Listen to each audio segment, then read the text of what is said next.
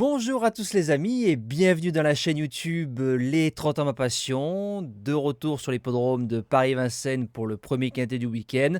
On revient sur la journée de mercredi. Alors dans le quintet on est 2, 3, 4 et 5. On n'a pas le gagnant. Le faux départ a changé beaucoup de choses parce que le deuxième départ est pratiquement le même à cause du 9 qui n'est pas derrière sa place. Donc ça c'est un peu le point négatif du côté des joueurs. Concernant le course par course, a été plutôt correct dans l'ensemble. Beaucoup de couplets, beaucoup de 2 sur 4. On fait un nouveau 3 sur 3 dans le JDT. Dommage que le repéré numéro 1 se fasse toiser au poteau. Sinon, on aurait encore fait 3 jeux simples gagnants. Et en calculant les 3 gagnes, ça aurait fait un report gagnant à 120 ou 130 contre 1. Donc supérieur par rapport aux 18 contre 1 qu'on a tapé récemment. Et le plus beau coup de la journée, c'est le repéré numéro 2, Jean Balthazar qui s'impose à 14 € pour les membres, comme j'avais expliqué. Il fallait dérouler en montant, c'est ce qu'il a fait Alex.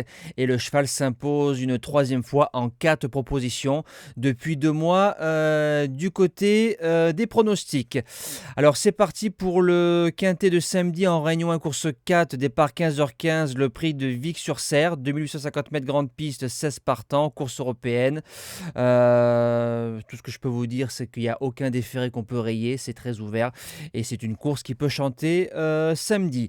Alors base gagnante, j'ai pris le plus riche, le numéro 16, First Blood. Il fait face à un super engagement. Il ligne des chevaux comme Bilo Jepson, Orsi Dream, Audi Partner, Elliott de KO. Quatrième ensuite du championnat européen des 5 ans, on y retrouve Hérodarme, Onek et Hippopofor. C'est des lots supérieurs. Maintenant, il faut qu'il ait un bon parcours, il faut qu'il soit bien drivé. Christophe Martens le connaît bien. Sur le parcours, c'est distancé 4e, 1er, 3e et un chrono de 13-1.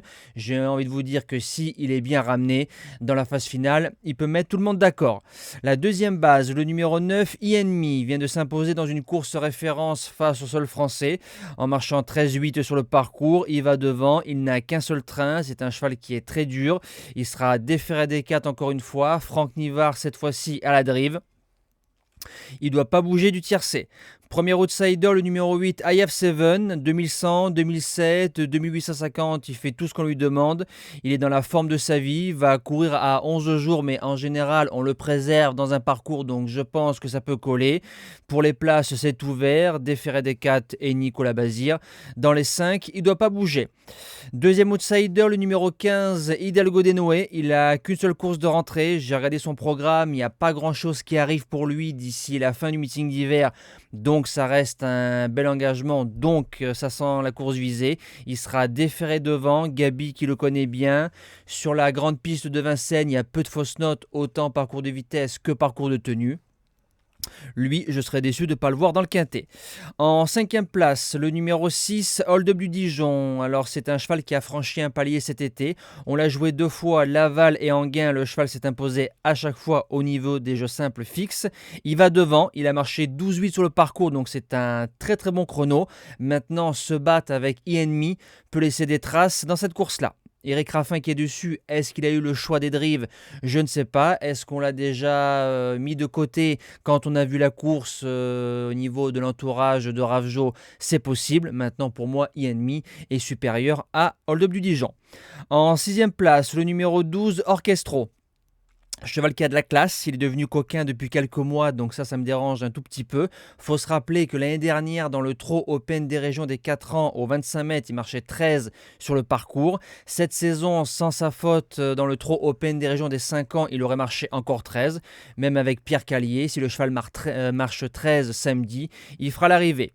En 7e position, le numéro 2, Dev Définitif, pour sa première sortie grande piste avec le dossard numéro 16, Autostar, 4e en marchant 12-2. Avec le 16, c'est magnifique. Ensuite, ça a été un coup malheureux. Le tandem Lamy Malquist, Marche du Tonnerre, a gagné sur 3100 mètres. Je garde.